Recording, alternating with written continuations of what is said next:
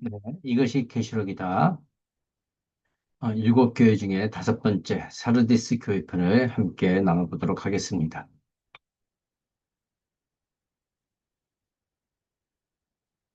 네, 우리 사르디스 교회는 사대교회라고 하죠.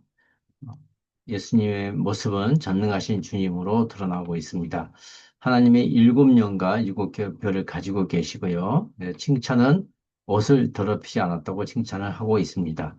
자기들의 옷을 더럽히지 않는 사람 몇 명이 있고 그들은 흰 옷을 입고 나와 함께 걸어 다닐 것이다 하고 되어 있습니다. 자, 책망은 1절에 보면 나는 내가 한 일을 안다. 너에게 살아있다는 이름은 있지만 너는 죽어 있다라고 책망을 하고 있습니다. 그렇기 때문에 깨어나라 그리고 튼튼하게 만들어라 하는 다섯 가지의 권면을 하고 있습니다. 잘 기억해내고 굳게 지키고 회개하라. 내가 깨어있지 않으면 내가 도둑처럼 들이닥칠 것이다. 그런데 어느 시간에 너에게 들이닥칠지 너는 절대 모를 것이다. 라는 것을 경고를 하고 있습니다. 이기는 자에게 주는 약속은 첫 번째 이제 흰옷을 둘러입게 될 것이고 그의 이름이 생명책에서 절대 지워버리지 않을 것이다. 그리고 세 번째는 아버지 앞에서와 또 내 아버지의 천사들 앞에서 그의 이름을 안다고 할 것이다. 라는 세 가지의 상급이 있습니다. 자, 사르디스 교회는요, 사르디스 지역을 살펴보면 아시아에서 가장 찬란한 역사를 가지고 있다고 합니다. 기원전 1200년경에 세워져서 금으로 말미암아 부유하고 능력이 있는 니디아 왕국의 수도가 되어서 전설적인 부의 상징하고 성처가 남쪽만을 제외하고 모두 가파른 산으로 되어 있다고 합니다. 그래서 난공불락의 도시이죠. 사르디스는 이제 어머니 여신이 시벨라를 열심히 숭배하던 사원과 또 아데미 신전이 있다고 합니다.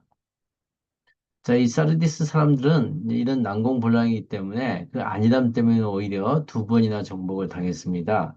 6세기 고레스의 공격을 받아서 바사의 영토가 되었고요. 또 주전 218년에 안티오쿠스의 침략을 당했고, 주전 189년에는 노마에 항복하여 노마의 성령이 되게 됐습니다. 또 이제 주후 17년에 엄청난 지진으로 초토화가 되었고요. 이와 같은 전쟁과 자연적인 재난으로 사르디스는 죽음과 생명에 대한 남다른 관심을 가지게 되었죠. 자, 여기는 이제 도둑처럼 들이닥칠 것이라는 그 말씀이 본문에 있는데요. 이제 왜 그러냐면 사르디스는 해발 250m 높은 산에 깎아놓은 듯한 절벽 위에 자리 잡은 지형으로 아주 유리한 난공불락의 도시였습니다. 그리고 이 도시에 들어갈 때 좁은 입구를 통과하면 큰 부지와 넓은 평원으로 이루어진 도시가 건설되었고요. 또 이런 조건 때문에 사르디스는 군사적으로 상당히 유리한 도시였습니다. 자, 이런 어떤 지역적인 특색 때문에 이제 페르시아 군하고 전쟁을 할 때, 페르시아 군이 14일간 포위를 했어도 좁은 입구로 들어가지 못했습니다. 그래서 이제 이러한 조건 때문에 사르데스의 왕과 백성들은 사르데스는 철북과도 같은 지형에 안심하며 싸우지 않았다고 합니다. 입구에만 군인들을 매복시켜두고 별로 신경 쓰지 않는 그렇게 이제 안도감을 가지고 해이하게 만들었는데요. 어느 날 갑자기 이제 사르데스 지역 언덕에서 무엇이 떨어졌습니다. 페르시아 병사가 이제 그것을 살펴보니 그 성벽에 경계 근무를 쓰던 사르디스 병사 한 명이 졸다가 투구를 절벽 아래 떨어뜨린 것입니다. 그래서 사르디스 병사는 저걸 의식하지 못하고 성벽 아래 이제 뚫어진 구멍으로 내려와서 투구를 가지고 올라갔습니다. 그 모습을 고레스 왕은 잘 지켜보고 있다가 저리로 들어가면 사르디스를 점령할 수 있겠구나 이렇게 생각하고 그날 밤에 정예 병사들을 모아서 취약점인 그 구멍으로 올려보내서 성문을 열게 한 후에 난공불락의 성인 사르디스를 점령할 수 있었습니다. 그래서 이제 이 도적같이 들이닥칠 것이라는 말씀이 있습니다. 자, 우리가 여기서 한번 생각해 볼 것은 예수님은 그럼 도적같이 오시는가 아니면 공개적으로 오시는가 하는 것을 생각해 볼 필요가 있습니다.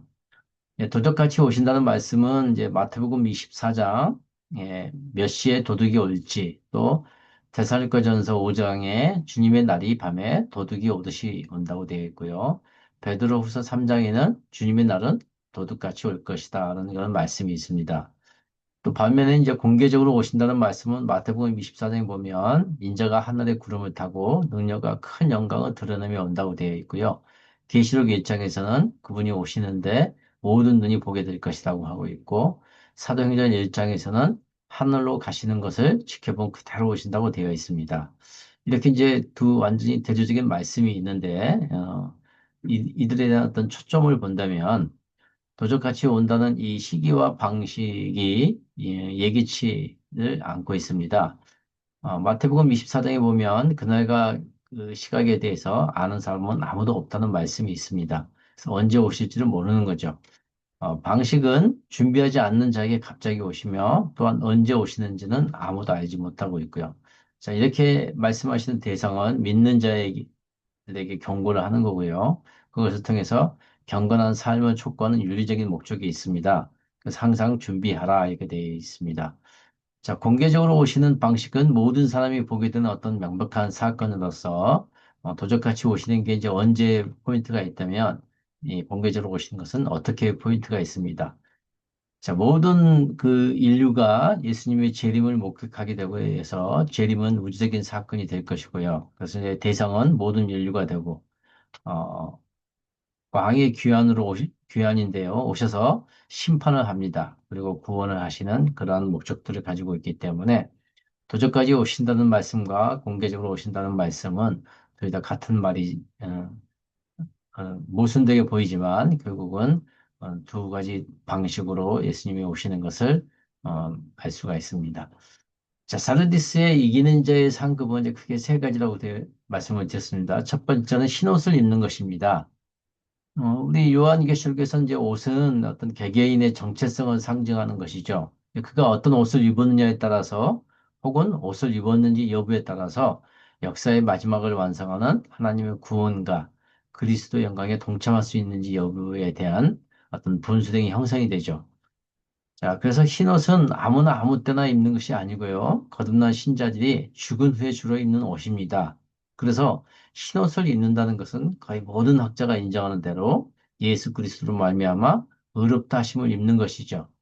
그렇다면 이 사르디스의 흰옷은 어떤 의미가 있냐면요. 크게 두 가지가 있는데 첫 번째 사르디스 교회에 이기는 자들이 입는 흰옷은 주님과 함께 가는 동행하는 그런 축복의 의미가 있고요.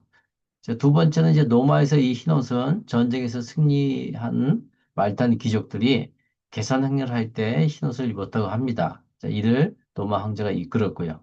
자, 이 개선식에서 흰옷을 입기에 합당한 자들은 사실 로마 황제나 귀족들이 아니고 우리 주님과 이기는 자라는 것을 이 상급을 통해서 알 수가 있습니다. 자, 두 번째 이제 이기는 자의 상급은 그의 이름을 생명책에서 절대 지워버리지 않는 것입니다. 자, 이름은 이제 오노마로 사르디스 교회에만 네 번이 나오는 것으로서요. 그 사람의 존재 자체이자 정체성을 나타내는 것으로 무엇보다 더 중요합니다. 그레코 로만 세계에서 실제로 각 도시는 시민들의 명단을 공공등기소에 기록하고 보관했죠. 지금도 우리나라에 보면 이제 주민등록 등본이라든지 이런 것들을 보관하는 것처럼 마찬가지 했습니다.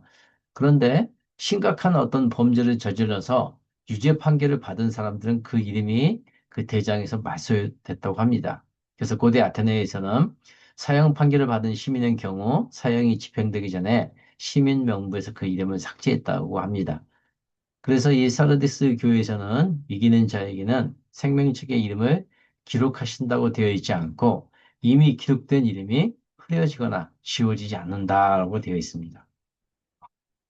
자, 결론적으로 생명책에 절대 지워버리지 않으리라는 것은 영원한 생명의 약속을 보장하겠다는 의미를 뛰어넘어서요. 신호세 3국과 같이 영원한 동행을 보장하겠다는 의미이고요.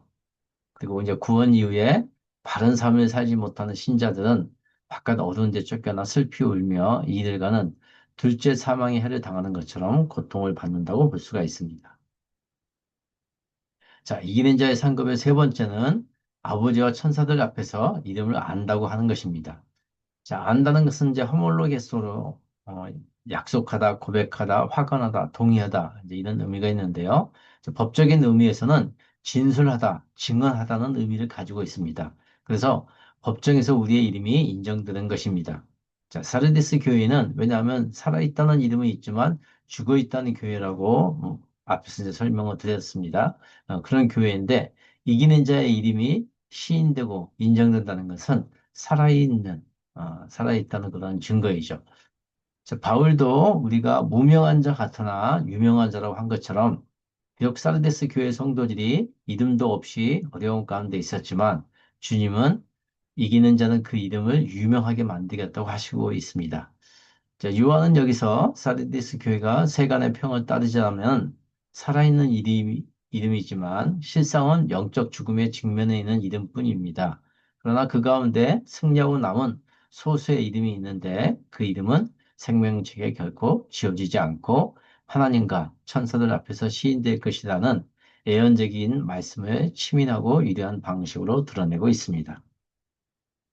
그렇다면 이 사르디스 교회에 이기는 방법을 살펴보겠습니다. 크게 다섯 가지가 있습니다. 첫 번째는 깨어나라, 기누 글레골입니다. 너는 되어라, 깨어있는 상태가 이런 의미인데요. 자, 깨어있는 상태로 있으라 또는 계속해서 정신적으로 각성하라, be watchful인데 이런 의미를 가지고 있고요. 그래서 일깨어 있다는 것을 보여주라는 의미하는 것이 더 적절하다고 이제 주장을 합니다. 다시 말하면 이제 그들의 삶을 바꾸고 자기들이 방심하고 있지 않다는 것을 증명해야 한다는 것입니다. 그것이 깨어나라는 의미입니다. 두 번째 이제 튼튼하게 만들어라. 스텔리손인데요. 굳건하게 만들다, 일어나다 이런 것이 이런 의미가 되는 것으로 남은 것 그리고 그것은 죽음의 상황에 처해 있는 것들을 일으키려는 뜻입니다. 네, 그것은 남은 선한 것들이 없어지지 않게 확고히 세우라는 그런 주님의 분부입니다. 자, 세 번째 이기는 방법은 기억하라입니다. 에베소 교회도 이렇게 이제 주님께서 말씀하셨던 건데요. 문회 생각하다 기억하다로서 계속해서 사려 있게 생각하고 기억해야만 한다는 것입니다. 이것은 어떻게 이미 받았고 들었는지를 기억하라는 것으로 여기서 이제 받고 들었다는 것은 이제 복음을 의미하죠. 어떻게 예수님을 믿게 되었는지 첫사랑을 기억하고 말씀함에 순종하고 해결하는 뜻입니다. 이제 이것은 이제 에페소스 교회에게 내가 어떤 상태에 있다가 떨어져 나갔는지를 기억해내서 회개하라. 그리고 처음 하던 일을 해라는 것과 같은 의미입니다. 자, 네 번째는 이기는 방법은 지키라. 텔레입니다. 계속적인 어떤 준수의 명령이죠. 이것은 이제 달리 말해서 내가 지닌 것을 꼭 붙잡으라는 의미입니다. 아람어로는 주의하라 혹은 이제 정신을 차리라 이런 뜻입니다. 마지막 이기는 방법은 회개해라 메타노에손이죠. 여러 번 이제 살펴봤던 단어들인데요. 다시 처음부터 생각하다라는 의미를 가지고 있습니다. 그래서 진정한 회개는 잘못된 생각에서 돌이켜서 바꾸는 것이라고 볼 수가 있습니다. 네. 자, 구독은 더 좋은 영상 제작에 힘이 되고요. 좋아요는 제게 큰 기쁨이 됩니다. 공유는 제 사에게 동원하는 후원이 됩니다. 네, 여기서 마치겠습니다.